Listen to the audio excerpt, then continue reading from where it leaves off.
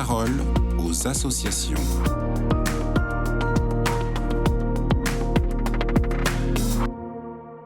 Bonjour à tous, bienvenue dans La Parole aux associations. Aujourd'hui, je suis avec Valérie-Anne Mette de la Société de Saint-Vincent-de-Paul. Bonjour Valérie-Anne. Bonjour Agnès.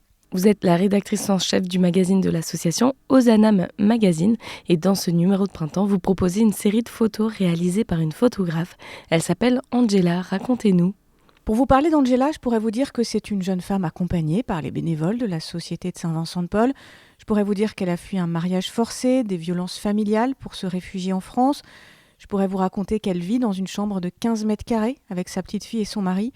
Je pourrais vous dire qu'elle a du mal à trouver du travail et que pour elle, la fin de mois difficile, ça commence dès le début du mois. Je pourrais vous raconter tout ça.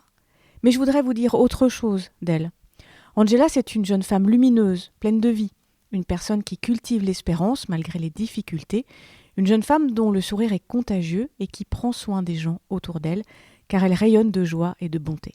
Angela, c'est aussi une jeune femme qui a un métier, le même que le mien, elle est journaliste, plus précisément, elle est photographe.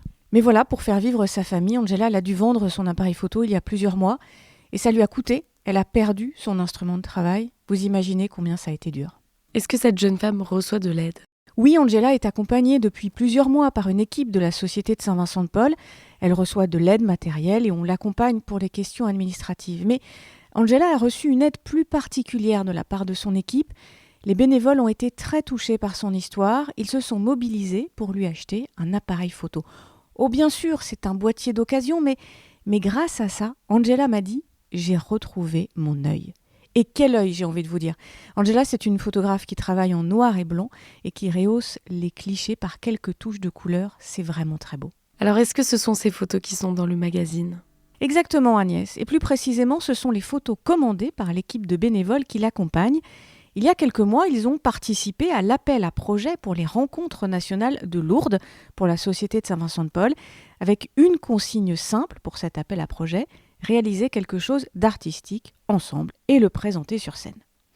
Les bénévoles ont demandé à Angela de faire le portrait des équipes et des personnes accompagnées dans sa région. Pendant plusieurs semaines, Angela a sillonné les routes pour saisir les beaux moments de rencontre, le goûter de Noël, le repas partagé, les moments complices lors des réunions. Elle a capté le regard des personnes qu'on ne voit pas ou peu. Elle m'a raconté qu'un homme avait été ému d'être pris en photo. Ça ne lui était jamais arrivé.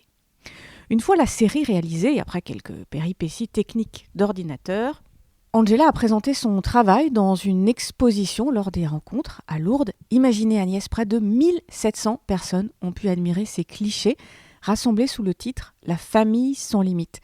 Car pour Angela, ces gens qu'elle a pris en photo, ces bénévoles, ces personnes accompagnées, eh bien, ils sont devenus sa famille. Pour partager tout ça au plus grand nombre encore, eh bien, on a décidé de publier une partie de ces photos dans les pages du magazine.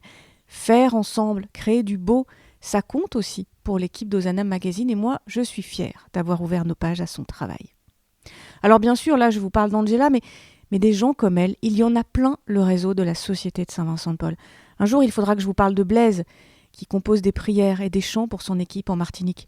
Et puis je pense à Dominique, qui peint des tableaux à Auxerre, ou encore à une troupe de théâtre trop sympa du côté de Sisteron. Merci Valérie-Anne pour ce partage. Je rappelle qu'on peut retrouver tous ces talents dans le magazine papier et sur le site internet ssvp.fr rubrique Ozanam Magazine. Je vous souhaite une très belle journée et je vous dis à bientôt.